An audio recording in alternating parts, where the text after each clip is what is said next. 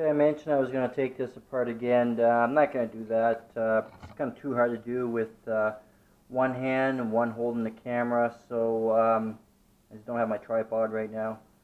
But anyway, it's like I said, it's very simple. You've got a snap ring, and then this will come out. And in between these two, there's a spring and these plates. Inside, there's rollers. There's 3 rollers. That's what your helix rides on. Check the rollers, make sure there's no flat spots or anything on it. Check the helix also to make sure it's in good shape. If your rollers are in good shape, your helix will be in good shape. What will destroy a helix is when the rollers get worn down and right down to the metal. And then you'll wreck your helix and you have to get a new helix. But other than that, just look it up online. It's quite common, these clutches. They're all over the place.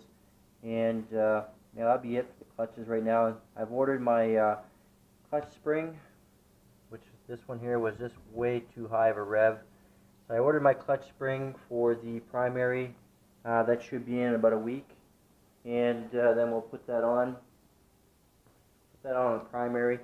Primary, like I said earlier on, is in really good shape. What you do, you can just kind of do a basic check on it by just leaving it on the machine. You don't have to pull it out. Just take the cover off. The trick is, there's a bolt right in the center. Loosen that one up just a bit, and then you start taking off these bolts right here so it comes out nice and straight, and then loosen this up, and then they'll pop out, and the spring sits right in here. And what you do is you check these rollers. There's rollers right here. I don't know if you can see them or not. Right there. Just run your fingers on them. Just go back and forth. There should be 3 rollers, and see if there's any flat spots. And then the other thing to check is the weights. These are the weights right here. Check the surface on them. Make sure they're nice and clean, that there's no flat spots on them. And also make sure that they're the right weight. If you're going to run stock spring, then you got to make sure the weights match. If you're going to go stiffer spring, you got to change the weights. They come together.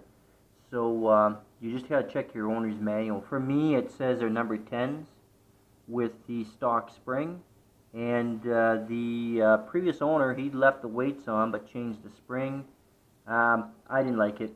It just revved up way too high before the clutch closed, and found that way too dangerous. I was loading it back in my truck and just wasn't comfortable with that RPM going up so high. So anyway, that's it for now, and once we get my, I guess the next, while I'm waiting for my parts, I'll probably take these wheels off here to get to the ball joints. You know, order the ball joints too. And then we're going to dump all the fluids in the machine and put fresh fluids.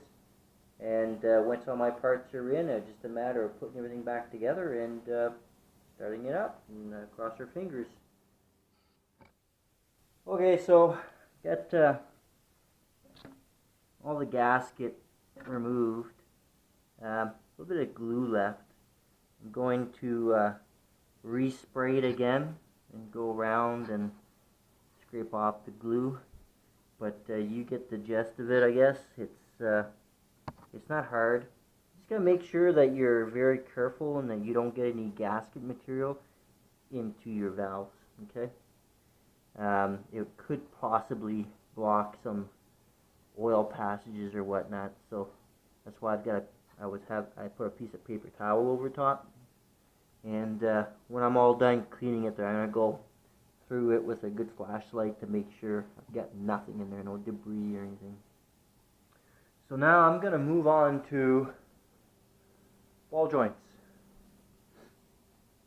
So I'm going to be putting the ball joint in here. I didn't show how I removed it, but it's very simple. Okay, so the ball joint's out, but just pretend it's there.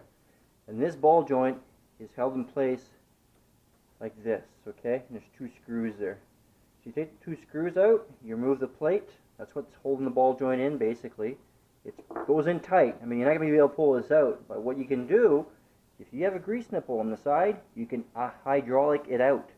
So put your grease gun there, pump it full of grease, and it will slowly come out.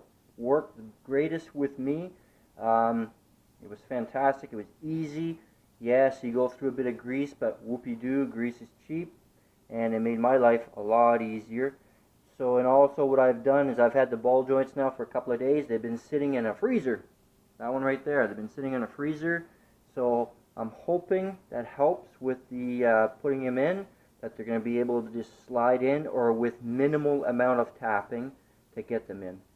So let's get that done right now. I'm just going to put you guys down, and then I'll get back to you when I've got the ball.